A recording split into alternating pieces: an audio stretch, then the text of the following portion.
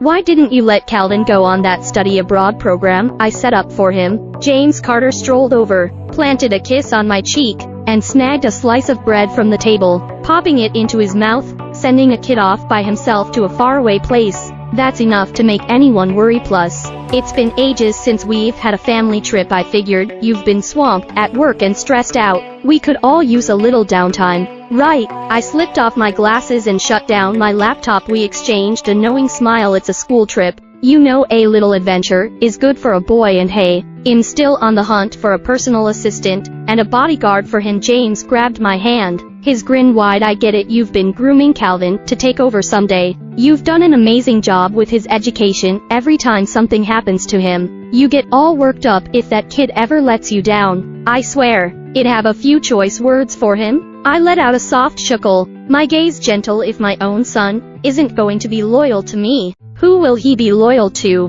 His mom. After all, it's my job to make sure my hard-earned boy grows up right and is ready to take over what I've built. James' face lit up at my words. With a wife and kid in tow, what more could a guy want? Then, he wrapped me up in a warm hug. Honey, you're the best wife anyone could ask for. Marrying you was the luckiest break of my life. He released me and started peeling an egg for me. Then, he poured me a glass of milk. He was every bit the doting husband. If I had not overheard his chat with Mandy Wood, I would never have guessed that James had been eyeing my fortune all along. Back when the IVF had just worked, and I was eager to share the good news with James, I caught him in an embrace with Mandy instead. James, can you imagine the look on her face when she finds out the baby is ours? Gives me a thrill just thinking about it. He ran his fingers through her hair, a gesture so tender yet so full of betrayal. Remember, this is our little secret. When the child's all grown up, I'm going to give them the grandest present ever. Her fortune will be ours.